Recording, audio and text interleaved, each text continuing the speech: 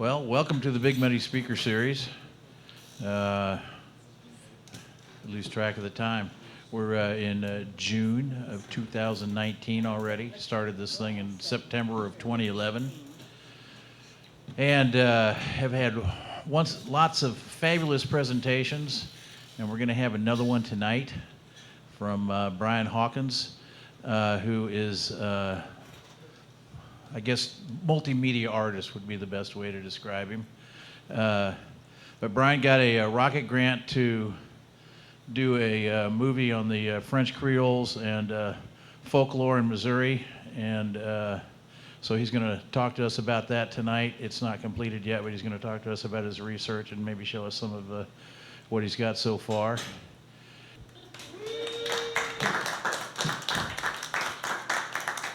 Well, thank you all for coming out to listen tonight. I'm pretty excited to share what I've been working on with you all. And thank you, Larry, for inviting me. I think this is a great opportunity. So the name of the film that I'm working on is called Toujours ici, which means still here. And this is something that I found on a sign in Old Mines, Missouri, whenever I was driving through this really rural area in Washington County. There was a sign that said, "Only toujours ici." And it was clear that there's a strong sentiment in the area that the descendants of the initial French settlers of the region are very proud to be there, and they're very proud to have this connection with their culture. And so tonight what I'd like to do is just tell you a little bit about this film that I'm working on and the research that I've done, and show some of the footage that's in progress as well. And so I think that to sort of get started, we could just talk a little bit about what the continent looked like in around 1700, which is the time that people started moving into what is known as le Pays des Illinois, the Illinois country. And so here you can see a map that was drawn, I believe, in 1719 of what is now the United States. And you can see right through the middle there's La Louisiane. That means that really all of this area in Missouri, Illinois, Arkansas, Louisiana, all of this large swath of our country was then known as Louisiana, right? And it was broken up into different regions just to make things a little bit easier administratively. And so there was Upper and Lower Louisiana, and we fall into what was then Upper Louisiana. If you also look at this map, I know it's a little small for where you guys are sitting, but you can also see, and you might need to magnify it a little bit, that just to the west of the Mississippi, you can see where the Missouri River comes out of the Mississippi, so that's basically where St. Louis is. And if you follow it just a little bit to the southwest, there's a little note there that says this country is full of mines. So already in 1719, it was well known that there was good mining in this region, which is what we'll be talking about later today or tonight. So more specifically than even Louisiana, there was a sort of a region of the country that was known as the Illinois country. And we, I think, often think of the Mississippi River as sort of a dividing line between two different states. So we have Missouri on one side and Illinois on the other. Well, back then it was really a unifying sort of a landmark. It was the highway that ran through this whole region. And so we really think of the Illinois country as the area that fell on either side of the Mississippi River, really from about where St. Louis is today down. It never was really clearly defined as a region, but so it sort of has nebulous boundaries, and different people extend it really far north and far south, past Arkansas. But the area that I'm going to be talking about tonight falls in this really small area that all fits on this map. And so as you can see, up here we have St. Louis at the very top. So we all know essentially where that is. And then Cahokia, down here we've got Fort de Chartres and Kaskaskia and St. Genevieve. These are probably lesser known places just in general, but they, for the most part, still exist and you can visit them. And so when the French were coming into this region, I just think I'm going to talk a little bit about the history to give you guys an overview, and then we can go into some of the folklore, which is more what I'm interested in. But in 1673 and 74, Joliet and Marquette started to sort of explore the Mississippi, and then De La Salle came in 1682. And so these were French explorers and missionaries who wanted to kind of find out if there was a way that, well, just essentially where the Mississippi went. And so they did that. And then in about 1699, we have the first permanent settlement in the region, which was in Cahokia, right up here, right across the river from St. Louis. And so there was a mission that was established there to preach to the native population. And who were the Native Americans in this region? There were several different Indian nations, but they all more or less fell into what was known as the Illinois Confederacy. So this confederation was a group of different smaller tribes that all spoke the same Miami, Illinois dialect. It's an Algonquian dialect. And they were comprised of a bunch of different groups, but they called themselves the Anoka. And then Illinois is based on a word that they used called, well, I'm not entirely sure how to pronounce it, but it derives from a word which meant a person who speaks in the usual manner. So basically all of these people spoke the same language, and the word for someone that spoke in the usual manner was Illinois. And so Illinois becomes Illinois, you know, when you've got a bunch of French people. And that's another thing that you might notice is that for a lot of place names in the region, you've got this, you know, OIS ending, which if you speak French or took French in high school or college, you would pronounce wa. But at that point, there hadn't been a shift in the French language, which took place a little bit later. And that combination of letters at that time referred to a sound that was we. So that's why we have Illinois, right? It comes from Illinois. And if you go to St. Louis, there's a street which, if you speak French, would look like Gravois. It's pronounced Gravois Street, I think, or Gravois Avenue. And that comes from this older sort of French pronunciation. So you'll see a lot of these sort of place names, and a lot of this stuff still survives, you know, and it's sort of been changed and anglicized to some extent, but it's all related to the language that was spoken in the late 17th century when people were coming over here. So they established a mission at Cahokia, and then in 1703, the Jesuits founded a much more successful mission in Kaskaskia, which is way down here. And so we'll talk a little bit about that. The French didn't really go across the Mississippi River to what's now Missouri very often until about 1750. It just was considered essentially, you know, unknown territory, and they didn't go except to extract different resources that they needed. So they did go to mine lead, for instance, and you know, for a few other reasons, or maybe to trade or to hunt. But for the most part, all of their settlements were on the eastern bank of the Mississippi. So then what I'd like to talk about is essentially what's left of all of this settlement in what was then the Illinois country today.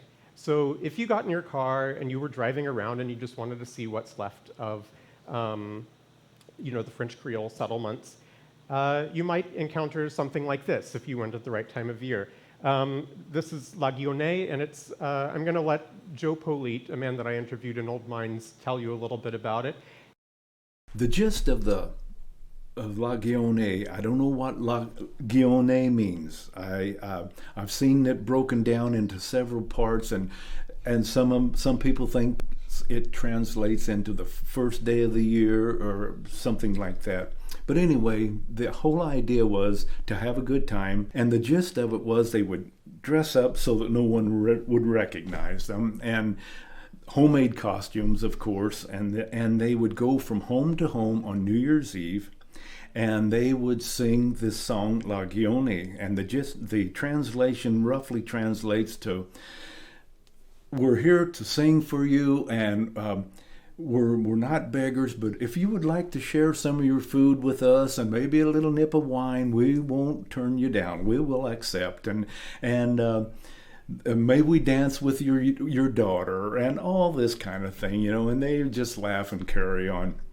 And so, bonsoir le maître et la maîtresse et tout le monde du logis. Pour le dernier jour de l'année, c'est la guionne vous nous devez.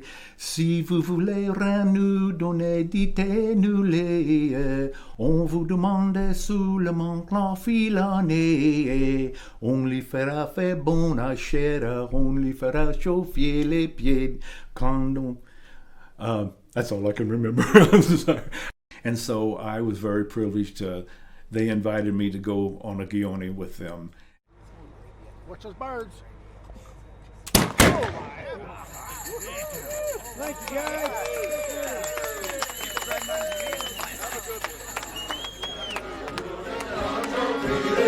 Oh, God, ship is over, let's fair one, the friend alone.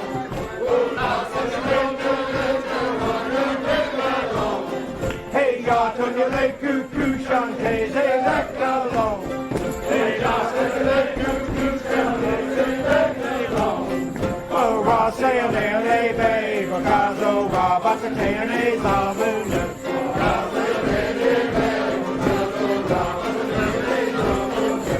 Maybe I can deal our mom, a tree so far, like a joiler can't wait. Maybe I can deal our mom, a tree so far, like a joiler can't wait. Oh, God, if the joiler can't wait, you're great up 16. Oh, God, if the joiler can't wait, you're great up 16. Oh, twist if you wake up, boy, come on, midday. Oh, twist if you wake up, boy, come on, midday.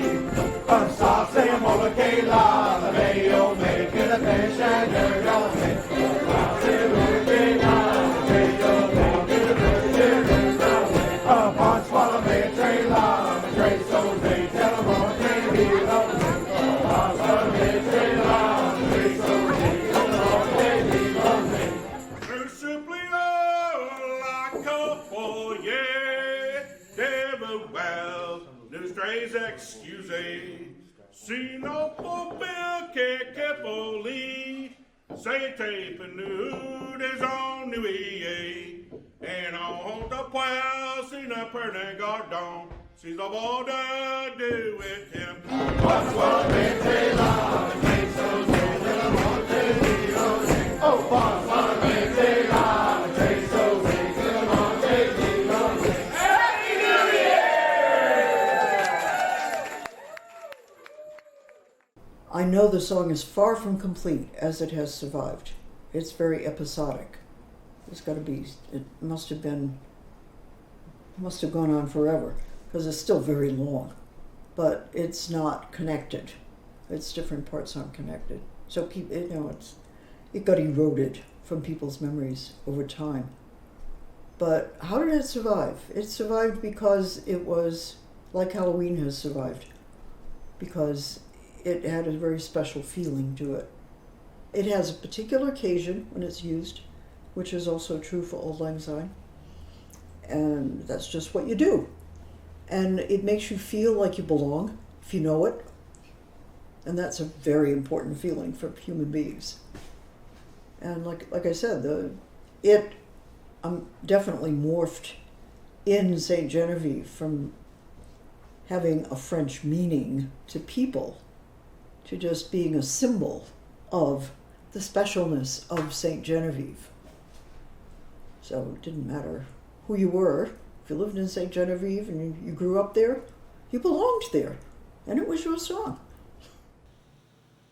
So that is one of the main points of interest, I would say, in the ways that people in the region still mark and celebrate their identity as being French Creole. They perform this thing called La Guionne, which, as you saw, is quite festive, and in the past would have been something that a group of men would have done on New Year's Eve. They would have gone from one person's house to the next, And it's much like the traditional Cajun Mardi Gras in Louisiana, where they go from one house to the next in order to secure food for the entire carnival season. So the different houses have an option of inviting the men at that point into their home, who are muddy and covered in snow and dressed up in disguises and all drunk. And if you should choose to let them into your home, you should provide them with more alcohol, and then you should also promise to give them a chicken or bake a tart or whatever it is that you can do so that, you know, during the really harsh winter months, we can have a good time. And so they would celebrate and they would collect, you know, promises of a chicken or whatever, and that's how they would fund all of the balls throughout, you know, basically up until Lent.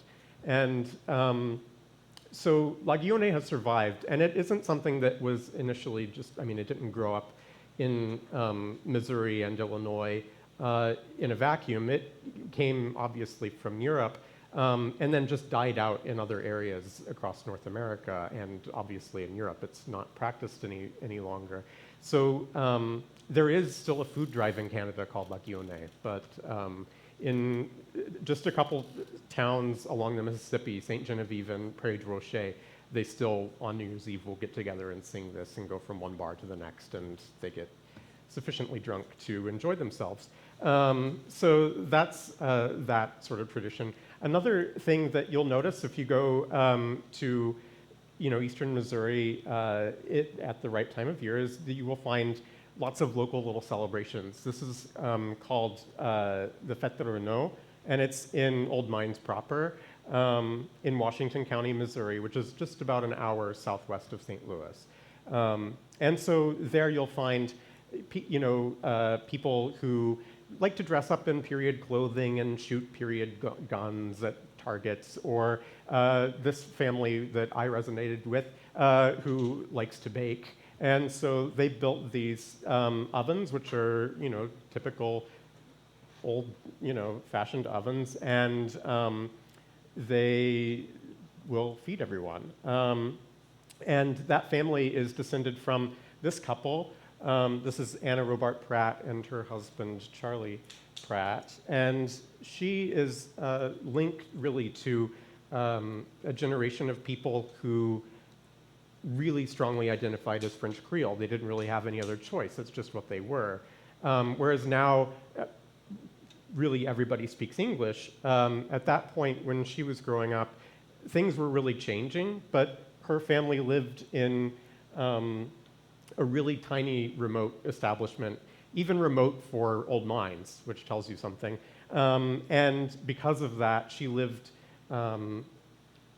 with some people who didn't speak any English at all. Her grandmother, for instance, who was blind, only spoke French, and so that's the only way that she was able to relate to her. And so Anna Robart Pratt is really one of the last remaining people that has a really strong link to the French language in this way and that kind of culture.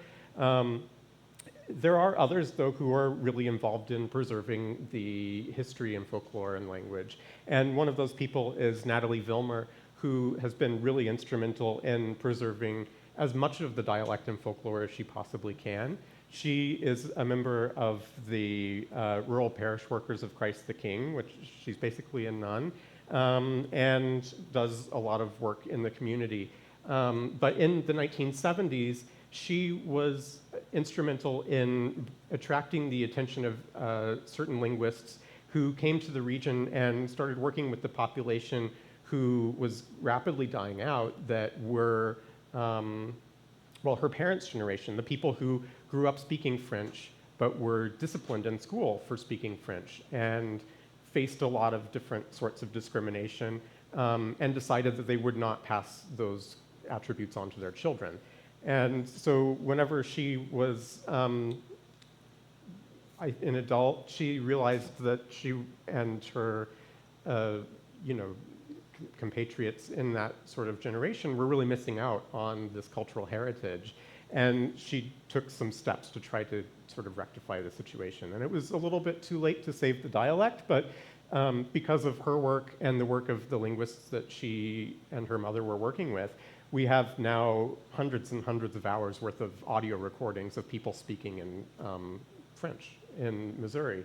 And because people don't just talk about nothing whenever they're speaking a language, we have then all of this folklore and local history and just interesting conversations that we can go back to and really get a sense of what life was like.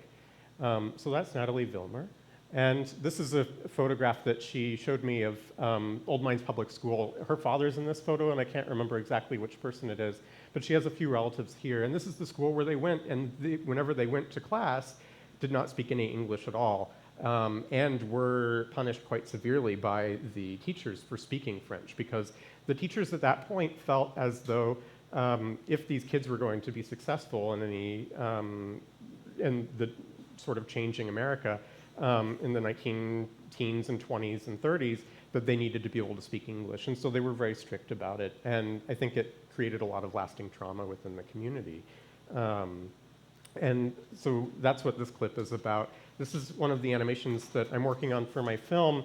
And this girl isn't, well, she's an old woman when she's telling it, but she's talking about her childhood, and she also suffered those same sort of indignities of going to school not speaking English. But this is another sort of story that you hear over and over again when you start talking to people in the area. Quand on était petite, mon père nous envoyait au magasin, puis on ne connaissait pas comment chanter en anglais. Puis il nous disait quoi c'est dire. Puis tout le long du chemin au magasin, on disait quoi ça voulait en anglais. En tout cas, que les garçons étaient là-dedans, puis on n'aurait pas compris qu'on aurait voulu en français. On ne pouvait pas parler en anglais en tout quand on était petite. So it was a really very scary experience if you were sent to the store. Natalie told me the same story that her dad had told her about being sent to the store as a kid and having to remember what it is that he needed. And it was, you know, I mean, you're tiny and you get in there and the guys are huge, and it's just an unnerving experience. And especially, I mean, they would laugh at you because your accent's funny. And so they really internalized a lot of this trauma. And then, like I said, just decided that it ends here. We will speak English, we're going to be American. And so for the most part, they were, except that one reason that the dialect was able to survive really until the 1980s, 90s, and I mean, there are a few people still who speak a little or understand a little, but primary speakers have now all passed, is that everyone had Partyline phone systems, and these were, I'm sure most of you know what they are, but basically you and a bunch of your neighbors would all have the same phone number, I think, and so they would ring through, and at each of your houses the phone would ring and you could pick up and listen to what other people were talking about. And since there was sort of a 50-50 mix of, you know, Francophone and Anglophone people living in this community sort of on top of one another, but never really interacting with one another, if you spoke French, you would speak French on the phone to prevent your English-speaking neighbors from eavesdropping and knowing what you're talking about. So that is one thing that really preserved the dialect in the region way past when it really should have still been being spoken. And because of that, it sort of, the language always is sort of a living thing and changing. But because you might have, you know, different communities, like this group of people all speak to one another, and this group of people all speak to one another, you would also notice that people's French sort of accents and the word choices and things like that started to sort of bifurcate too. So, like, if you always spoke to your sister, you would kind of have the sort of French that you two spoke together, and then other people, you know, with their communities would have their own sort of, like, you know, just sort of dialects within the dialect of Missouri French. And when I say Missouri French, I'm just really referring to what's been spoken in Old Mines because it's the most well-documented of the area. But this sort of dialect was spoken throughout Illinois and Indiana and all around, but it just survived in Old Mines because it's so rural and remote. Another person who sort of has a link to these older generations is this man. His name is John L. Booyer, and he lives in Potosi, Missouri, which way back was known as Minapaton. And he is, I have some great interview with him, but it's, alas, not the time to share it with you tonight. But he is a really interesting character who was born at a time when he can really remember the older way of life. Now, he has siblings who are considerably younger than him who don't really resonate with the sort of French Creole way of life that he grew up with, where you grow your own food and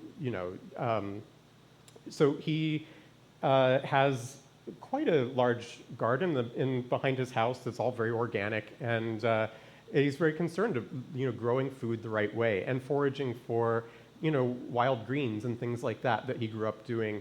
He'll still do that on his own property. He's concerned about pesticides, so he just only will eat whatever he's knows where it's been. But so this is John L. Bouyer, and his father was Pete Bouyer.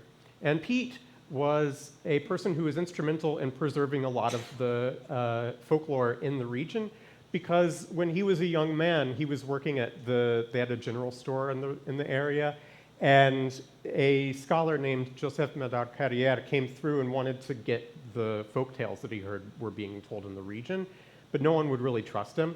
And he kept going to the church, and the people in the church were like, I don't know. And so he eventually figured out, I need to go to the store. And he met Pete there, and Pete said, yeah, I know some guys that can tell you some good stories. So he took Carrière around, and that's how these stories were then gathered. And then later in life, once Pete was able to retire, he sort of took up the trade himself and became he was very into telling stories. And so I'd like to play just a little bit of a story that I'm animating that has archival audio of Pete telling the story. And I'll just play it. I haven't subtitled it yet, so hang in there. It's in French. If you speak French, good. If you don't, I'll summarize afterwards.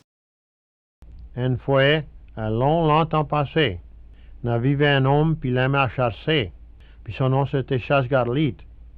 Une journée, la partie à chasser, puis il a chassé toute la grande journée.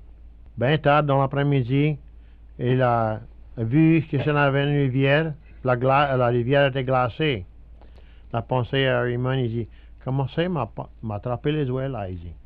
Beaucoup, il dit, je connais, il dit, qu'est-ce que m'a fait? M'a cassé la glace, puis m'a nagé sur la glace, puis m'a marré ma guide entre le pied. Ben, il a fait ça.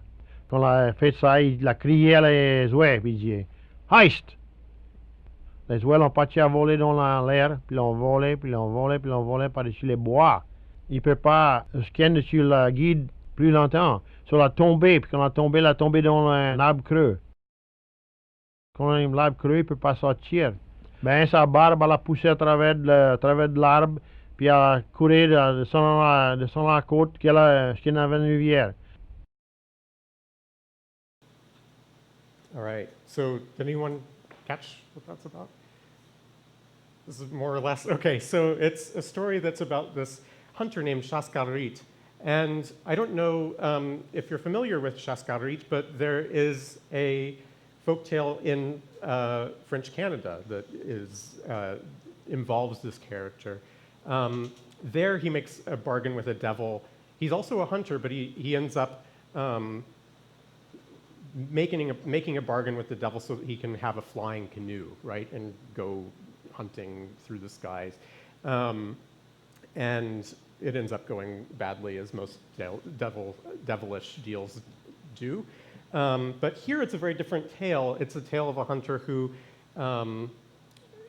goes out, and as you see, he's a very good hunter, and he sees all these geese and thinks to himself, how am I going to catch all of those geese on the frozen river? And so he realizes, I think I can do it. I'm going to swim underneath the ice, and I'm going to tie all their feet together, and then when I'm done, I'm going to shout, hoist, and then they're all going to take off in the air, and I'll be able to take him home. And it ends up not going quite according to plan. He gets carried away by this plan, and until he can't hold on anymore, and then he falls into a hollow tree. And he's stuck there for a very long time, and his beard grows out of the hollow tree, and it runs all over the ground around the hollow tree in the forest.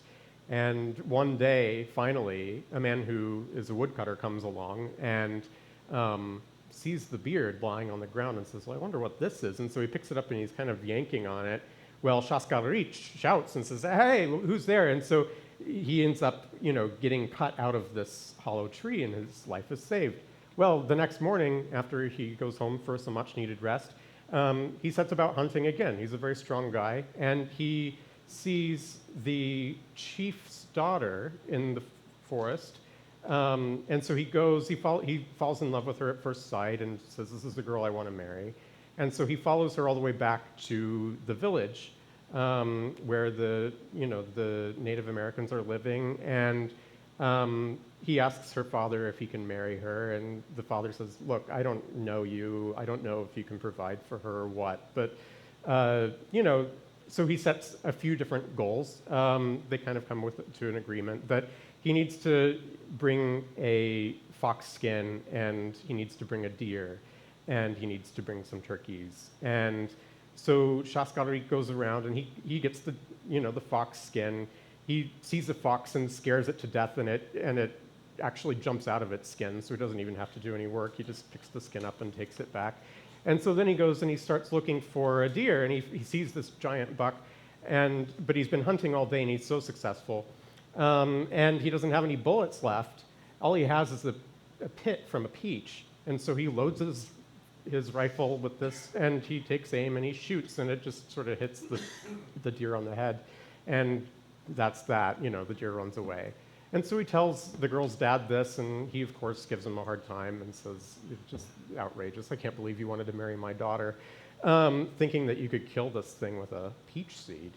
Well, he says, "I'm not going to give up." So he goes out, and he keeps hunting, and he keeps hunting. And a year later, he sees this peach tree moving in the forest, and he sees that it's growing out of that deer's head. And so he's overcome with hunger, and he climbs into the antlers, which turn into branches, which are laden with all of these peaches, and he's eating them. And the deer is not happy about this, and so it's running and running, and it runs so long that eventually, when it gets to the Mississippi River's frozen again. Well, it's heavy. It's got, a tree growing out of its head. And so it breaks through the ice, and they're all drowning, and he's caught up in the branches. Well, thank God he still has that rope, and he sees a bunch of geese, and so he ties their feet together, and he shouts, "Hoist!" And the geese pull the deer up out of the water with him, and it's the same thing. It repeats. They fly just right over the Kaskaskia village, and then they fall from exhaustion right at the foot of the girl's father. And he says, "I told you I was a good hunter." And so then he's able to marry this girl. So that is a story that was not written in any of the published folktales of the region. There are about 73 that were published by Carrière, and then there must have been many, many more, because on these audio recordings that we have, people tell these tales. Now, Pete was known for being a good storyteller and embellishing and being very creative. And so I didn't know for years now whether this was really a story that was told in the region or if it was something that maybe Pete just came up with. And so I didn't know if I was going to animate it or not, but I was going through other archival footage, and another linguist had recorded another man telling the same story. And so now I know that this story was being told in the area, right? It checks out. It just wasn't published. Now, looking into it even further, I found that somebody named George Washington Finley was also telling this tale about 15, 20 years before the guys in Old Mines. And it's published, and he grew up in the Peoria tribe in Oklahoma. Now, this tribe is essentially what's left of the old Illinois Confederacy. All of the different people who were, I think actually traces his ancestry to Piankashaw, but all of them end up being classified as Peoria now because there are so few of them.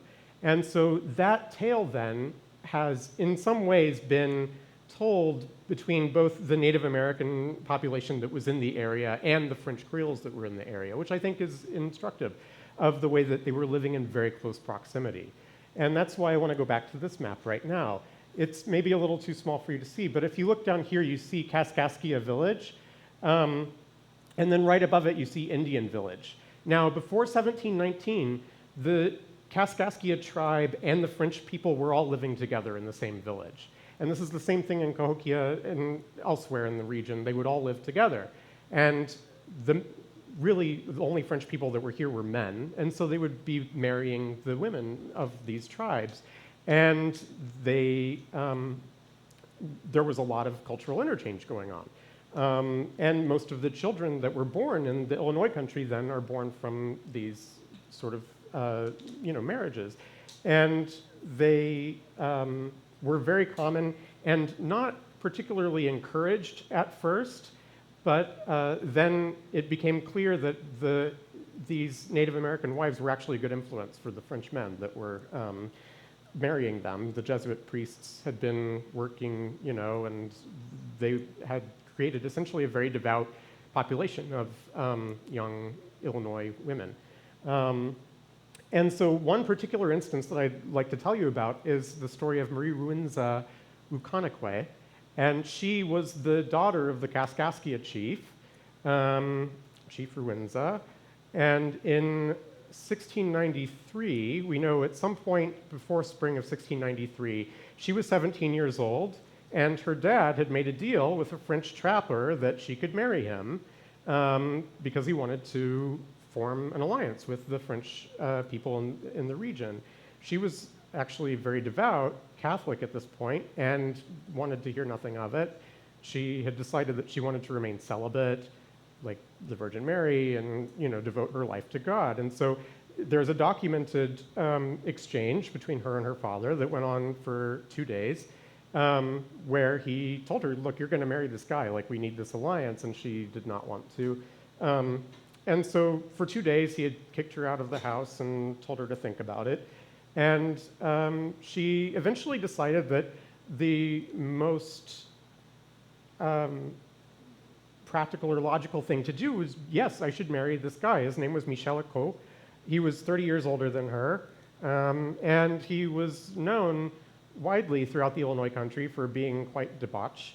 And so he had a reputation, but he also had a lot of land. And so she did marry him, and she had a good influence on him. They had 2 kids together, and then he died, and she married another French Canadian, and they had 6 kids. And one thing that kind of went into this decision that she made was that she realized, I think, that her parents were not Christian, and she was concerned about their souls. And she felt that if she did end up going through with the marriage, that it would provide her with a lot of opportunities to then continue proselytizing to the other people of her community. And so her parents did actually end up converting to be Christian, and many of the other people in the Kaskaskia were really receptive and became Catholic. She went on to have a really long and healthy life, and then was actually buried under the church in Kaskaskia, which is a rare honor in the region. So that's just one example, and I think it's interesting that it ties in with this story where a trader and the representative of a certain Indian nation came to this agreement about forging an alliance, and then maybe the girl's not so happy about it. So it's interesting to me how history and these folk tales are always sort of kind of informing one another in one way or another. They each tell us a lot about what life was like in the area at the time. So now I'd like to talk a little bit more about Old Mines in particular, which is to the west of what we've been seeing mainly. And this is the church in Old Mines called St. Joachim. So St. Joachim Parish, and this is from a recent service, lies really right in the center of this region. And Old Mines was settled in, it wasn't really a permanent settlement probably, but a land grant was given in 1723, and so that it could be mined by a man named Philippe Rune. And so he brought a bunch of slaves up from Haiti, and he also had a company of miners that were imported from northern France who came with him and settled in the region. And like I said, because the French weren't really expanding beyond the Mississippi until 1750 or so, they probably went, only for part of the year and would set up camp and then come back to San Felipe or to Kaskaskia, wherever they had family. But eventually it became a permanent settlement, and eventually then they got a parish of their own. But essentially people would just set up and build a cabin, and they were self-sufficient. And this was obviously a mess whenever the Louisiana Purchase happened, And we have all of these people who have land grants from the French and the Spanish and all the different European powers that have been in the area. Now, are they legitimate? We don't know. So they were very concerned, and they petitioned the local governors to, or commandants to, get things straightened out with the United States government after the Louisiana Purchase. And then in about 1833, that's finally whenever this concession was recognized by the US government. Now, as you can see, they settled. This is a really typical French settlement pattern, these really long sort of strips of land. In most regions that were settled by the French, they would have plowland and some, woods so that they could cut firewood, and then they would live like right on the river or whatever that sort of whatever thoroughfare these were aligned with. However, in the Illinois country, they had developed a different sort of method, where the strips of land were held in what was known as the common field. And so this field was then used usually for cereal grains, growing wheat. And they would build a giant fence all the way around it, but they wouldn't fence off their own portion of the land. They would work it in common. And then once the harvest had been completed, they would let all of the animals that needed to, graze into the field, and then they would eat the stubble that was left and fertilize the field for the next year. So they had essentially a tripartite land system going, where they had the common field that was used for, tilling and for growing wheat or whatever. Then there was pasture land that was just common land. And you could cut wood for your own use, but you couldn't use it commercially. You could not sell it to other people. So it was just completely communal property. Animals could graze, you could cut wood, whatever. And then they would all live in a little village really close to one another on 1-by-1 arpent lots. Arpents are like a French unit of measure, but basically like a block, right?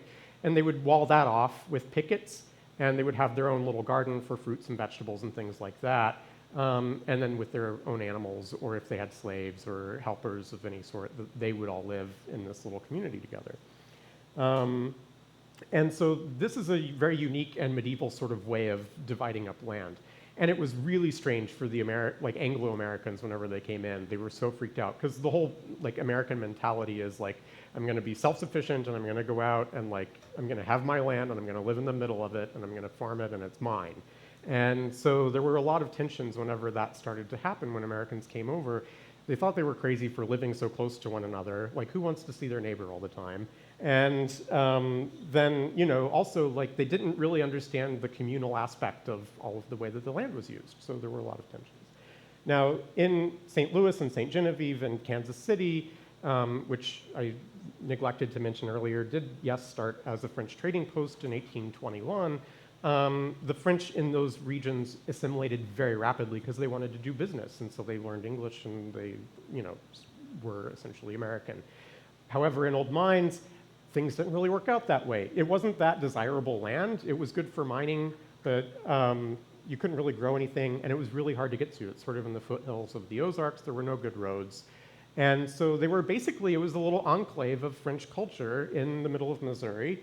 And yes, there were English-speaking, settlers that were in the area as well. But like I said, they sort of lived on top of one another and didn't really communicate because the whole aspect of life was really organized around the church, if you're Catholic, and then all of the Protestant people in the area just were not. And there was no real way for them to communicate, and no real desire. So things were kind of perfect for preserving this way of life for a really long period of time. Here are some photos of the miners in old mines. You can see that they basically did surface mining. They would dig a little hole, see if there was anything of interest. And if there was, they'd keep going down, and they'd use these windlasses to sort of pull the lead up. But they didn't really have an extensive underground network of mines like you do in other areas. This is a great group photo from the mid-1930s, and you can see in this photo someone that's very important to the work I'm doing. Up here, this is Joseph Médard-Carrière, who I mentioned is the folklorist and linguist who came to the region looking for folk tales that he knew existed. And some of these men were the storytellers that he worked with.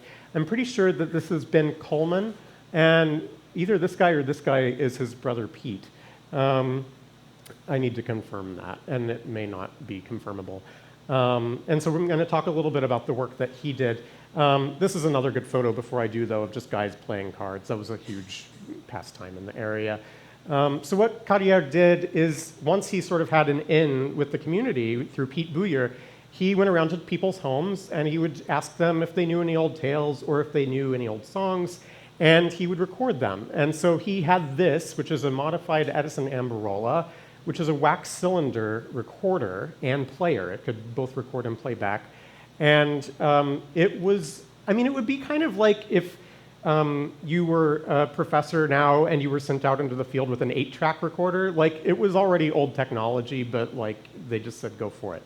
And it's not unfortunate in some ways because at the same time that he was doing this work, Alan and John Lomax were doing their work recording Cajun and Creole culture and all of these other, great field recordings in the South. But their equipment took up an entire trunk in a car. It just wasn't very portable. So this is the actual device that he took. I photographed it. And these are one of the actual wax cylinders that you can see the surface here and here in close-up. And so it just has a needle and it's just carving, sound into that. So I have a couple of recordings if you guys would like to hear them. They are not pleasant to listen to, I will warn you. But you can hear the first one, if you want to play, there's like a little icon there. This is a song that is popular throughout, areas that speak French. It's called ASIMO.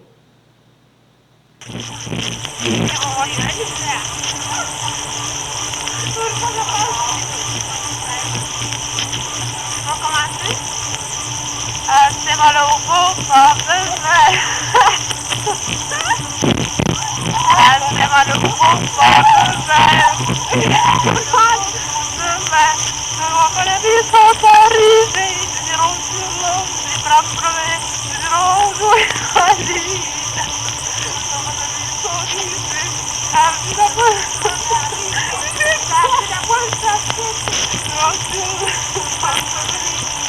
jouer dans l'île, avec la tartée de blé, avec la tartée de blé, avec la tartée, ils iront sur l'eau, ils frapperont, ils iront jouer dans l'île.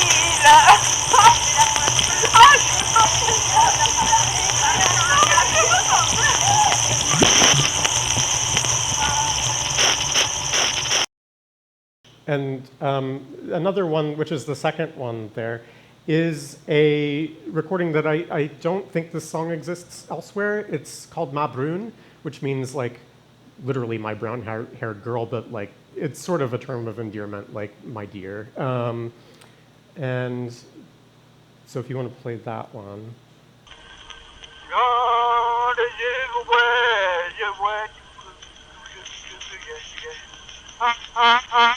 Attendez-vous, je ne suis plus le même, ma belle Riche. Il est doucereux d'expression de mon Dieu. Quand je vous vois tout ce que j'ai. Attendez-vous, je ne suis plus le même.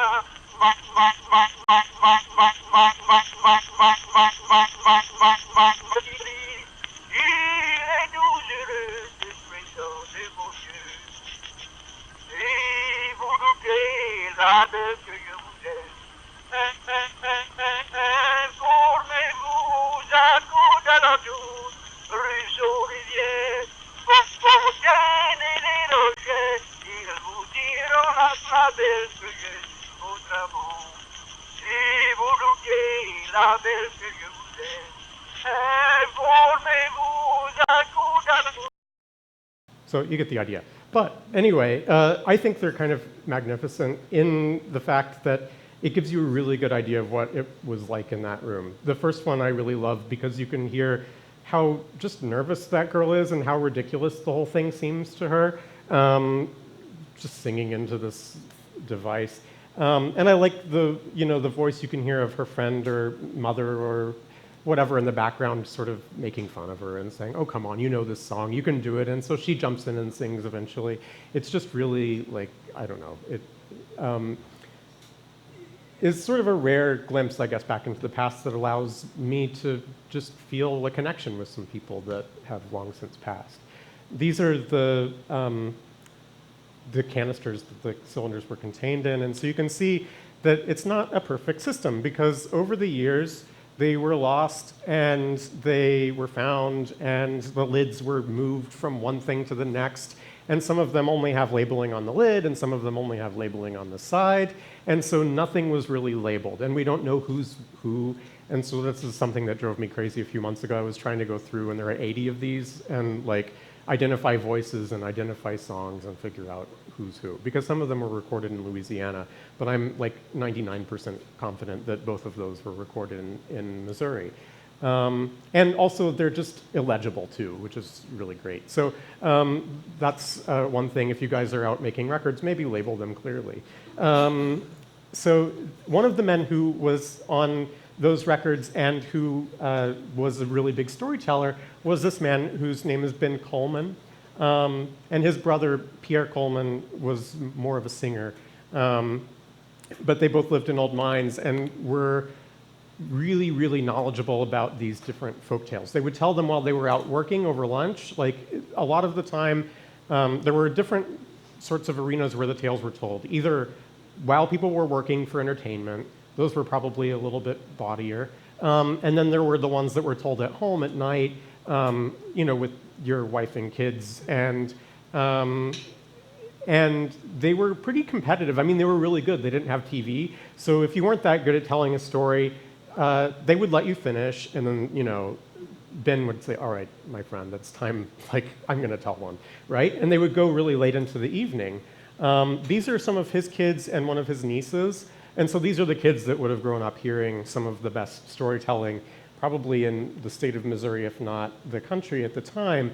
And these folktales, I should say, are all descended from your just general stock of European folklore, right? You've got your Red Riding Hoods, your Cinderellas, your little, you know, Tom Thumb, all of those, and then some really weird ones that you just don't hear that much anymore. And those are the ones that I tend to be kind of interested in. But this is an audio clip, I'm sorry, again, of a couple of guys who are talking about the storytelling that they remember. Yeah, this boy Burso, we used to call him Boy. Frank was his name, Frank Burso. He was really, some storyteller, you know. He was wonderful. I used to love to go down there and I'd ask him to tell a story. And I'd say, conte-moi d'un conte, mon old boy. Conte un conte, conte un conte, conte un conte. He'd say, tell a tale, tell a tale, tell a tale. He'd turn it the other way, you know. Mm-hmm. He'd say it in French.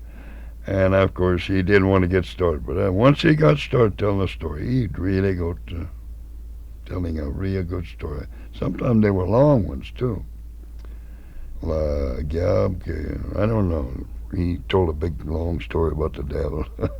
Everybody could tell stories, you know. But they were the best, you know.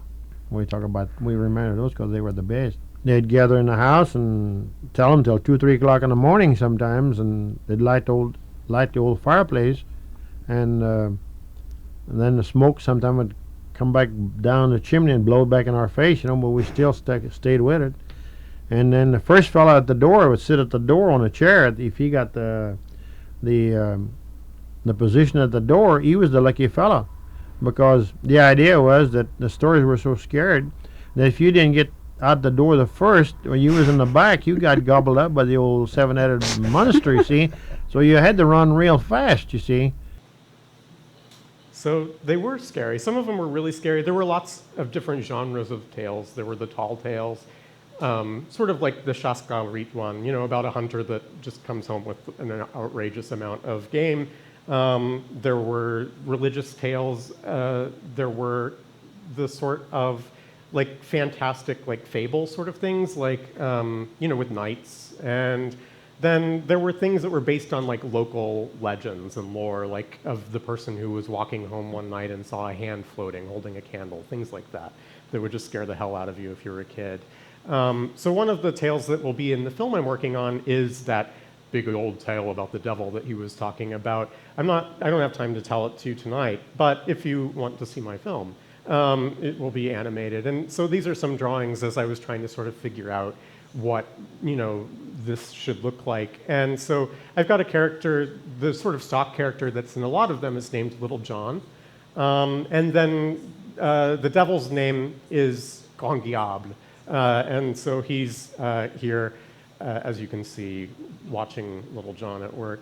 And so they cooperate for a time, and then things sort of go wrong. They take a turn for the worse. And that relationship between a man and his neighbor sort of starts to disintegrate. So the reason that I chose that tale, even though I'm not going to tell you, is that for one thing, it has a lot of religious overtones, and another thing, it relates a lot to agriculture and the different sort of folklore that's in the region about when you should plant things and the sort of knowledge about just how to survive, essentially, in a really remote area.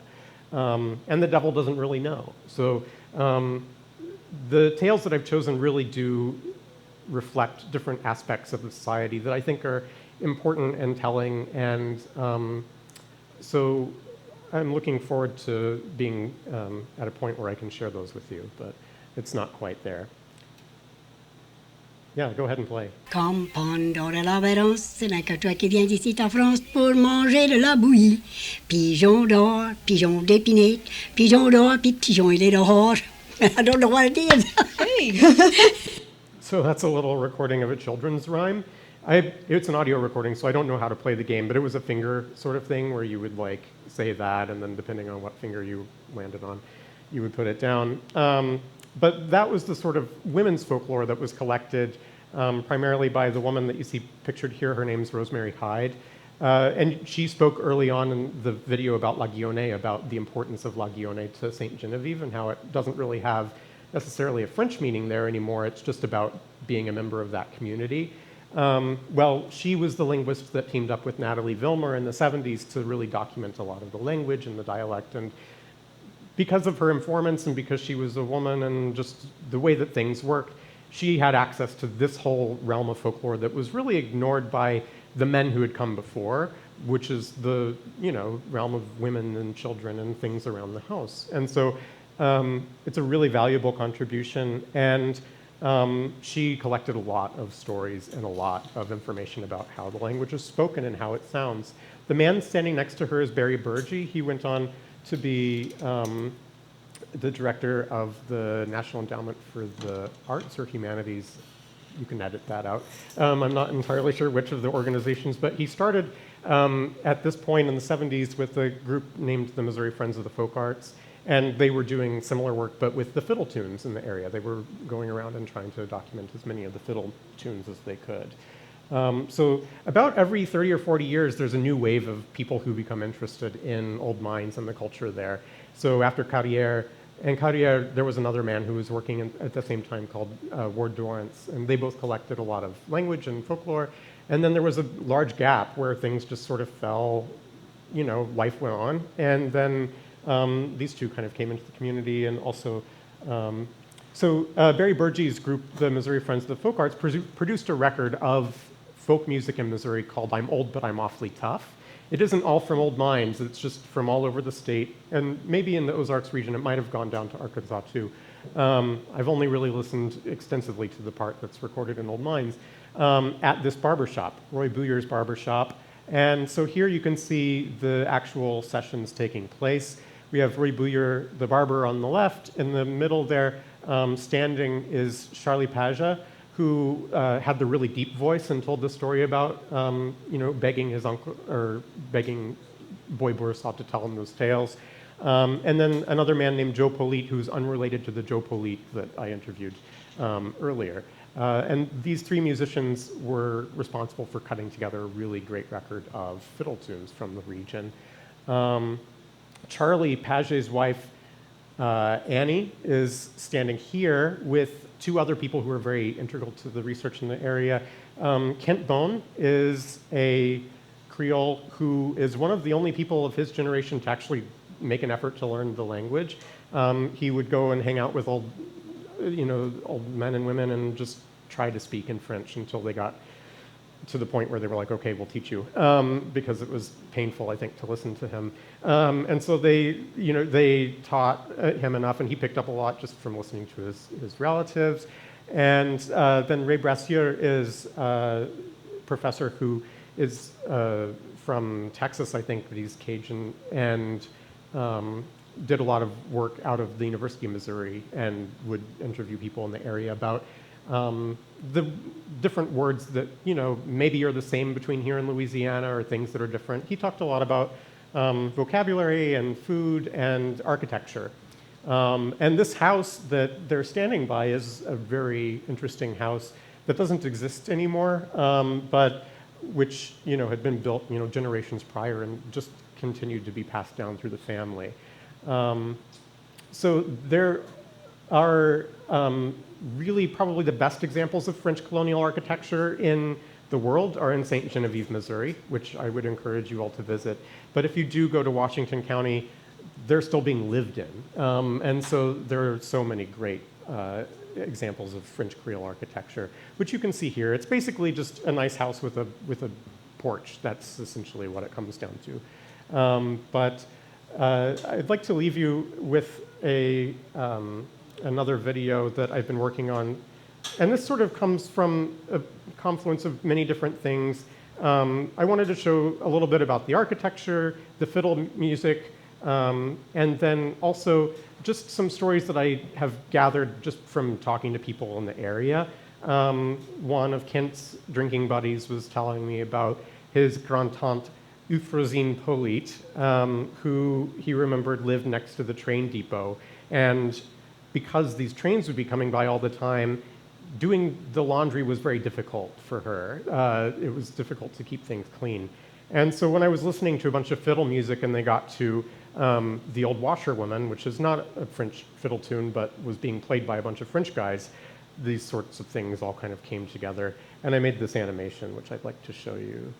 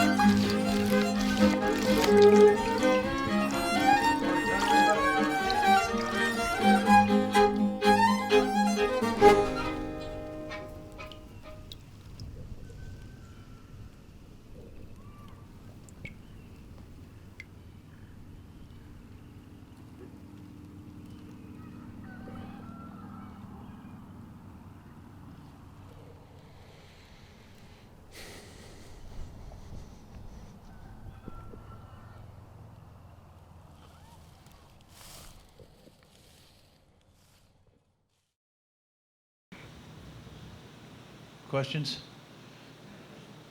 When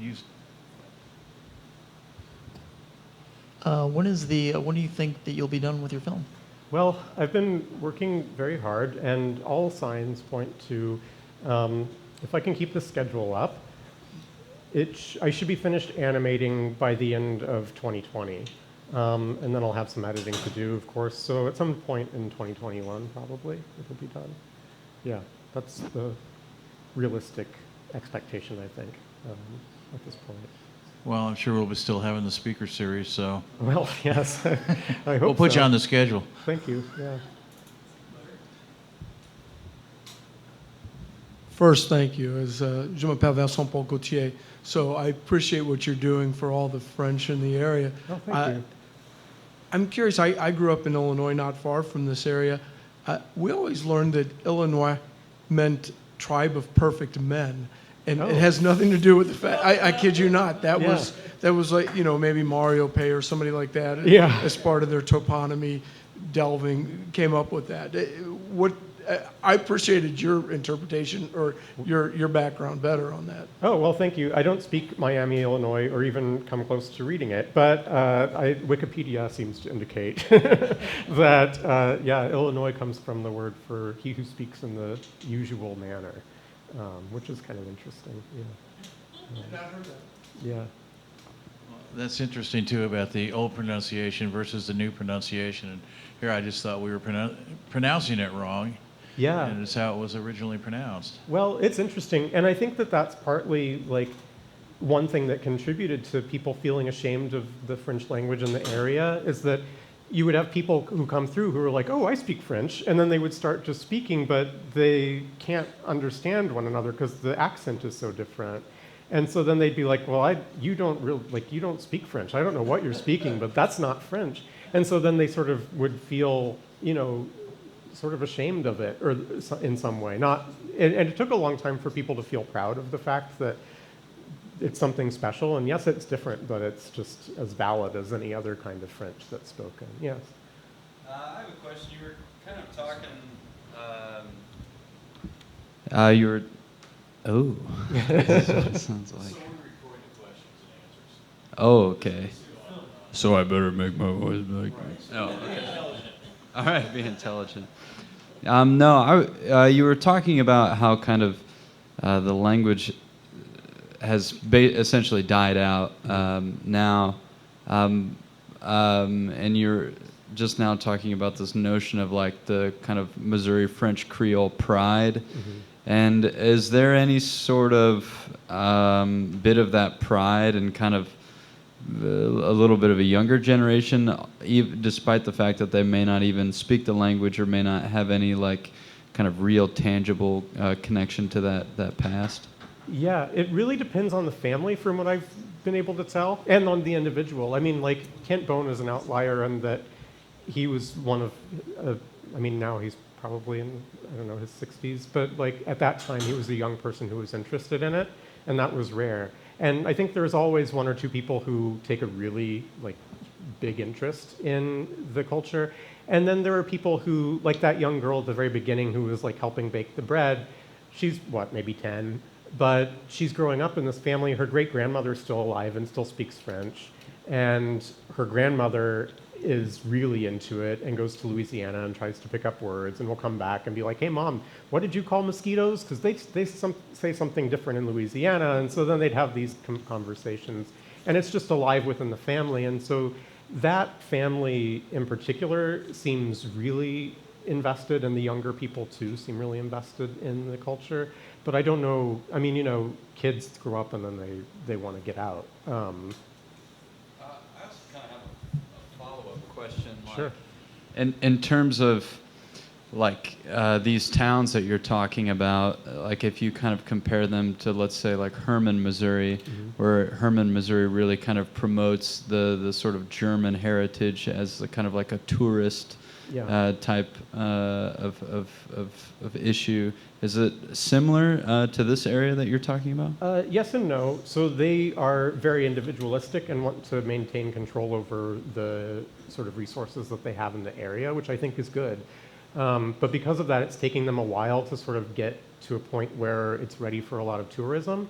Like if you go there right now, for one thing, there isn't a town. There's just a church and a bunch of people that live sort of back in the woods somewhere. Like it's really hard to know even like where to go.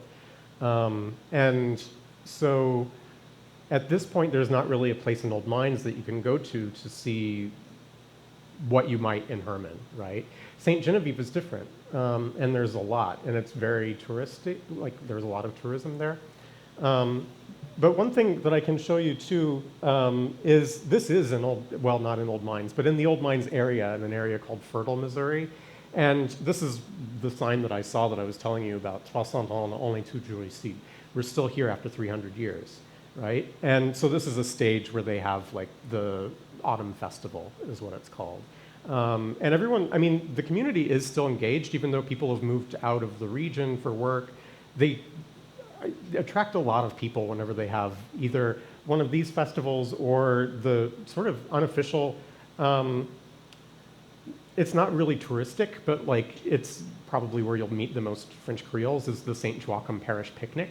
So like there are a lot of like reunions where people get together and enjoy one another's company. And you can go to this Fête de l'Automne. I've got some a song we can play when people are leaving if you'd like to hear some fiddle music from that. And it's, I think, the first weekend in October that they hold that. And you can look up Washington State Park in Missouri. There's a state park like right across the highway from this, and so that gives you an idea of like how you could access it. The other thing that I'll talk about that I forgot to mention earlier, related to the language and the sense of sort of connection that people have with the culture, is like in St. Genevieve, those guys who are all singing in French, none of them speak French. They don't even know what they're saying in French. Like they've seen the translation, but if you ask them, hey, what does that sound mean? They wouldn't really know. And like you can tell that it's off, you know, if you speak or if you understand the dialect, but they've been really, I have to say, remarkably careful trying to learn that song. There was a recording that was made, I think, in the 50s of, you know, a group of Creoles that did speak French that were singing La Guillonnais. And those guys have burned that 45 onto CDs. And they, I guess, for weeks before New Year's, will drive around in their car, just, you know, listening and like trying to like sound out what it is that they say. And it is, I mean, it's helpful because it's a call and response thing. So there's Le Capitaine, which is the captain who is the guy that apologizes at the end if they've been too rowdy.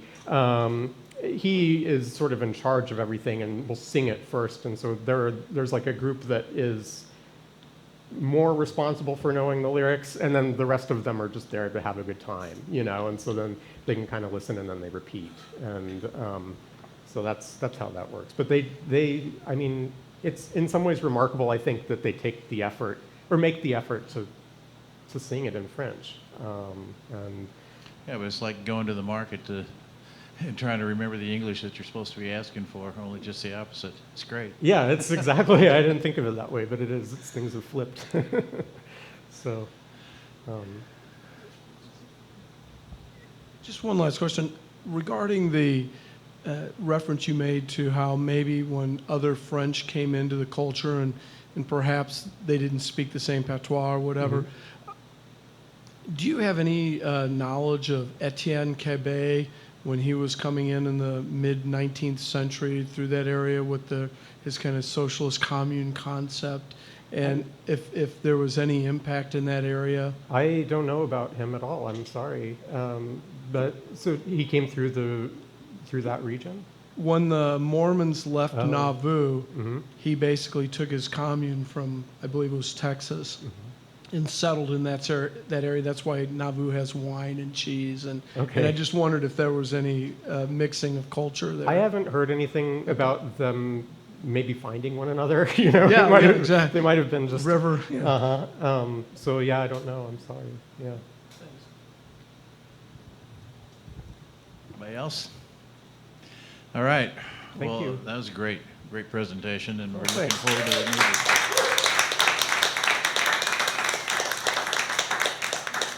Well, I'll go ahead and play. Dennis Stromat is a fiddler who learned a lot of the old fiddle tunes and plays the Fête de l'Automne in the area. I'll just put it on, and while you guys are on your way out, you can kind of listen to that if you'd like.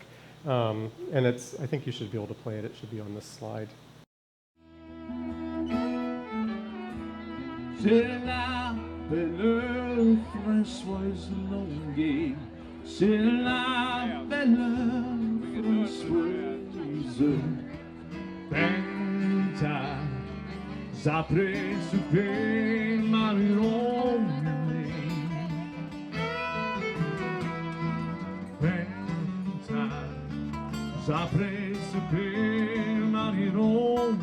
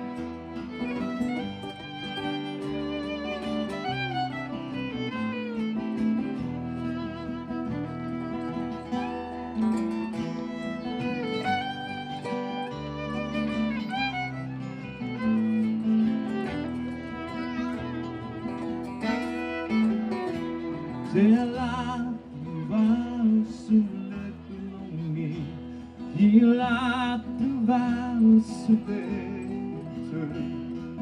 20 ans après souper, Mariron. 20 ans après souper, Mariron.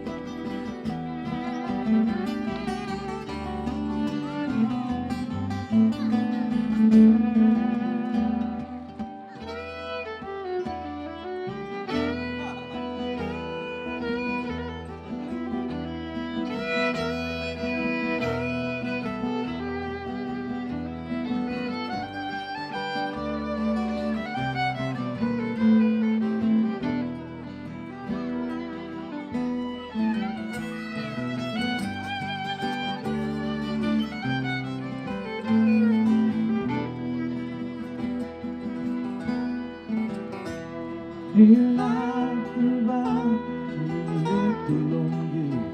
c'est la province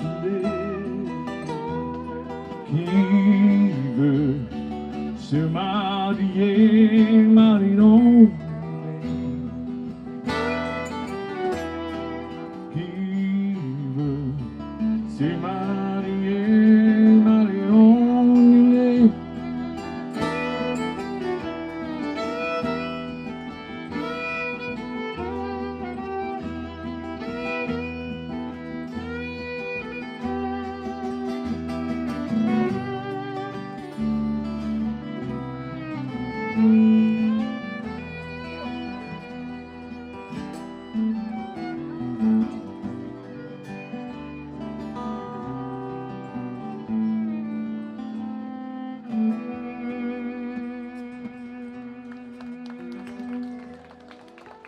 Yeah, la belle Françoise.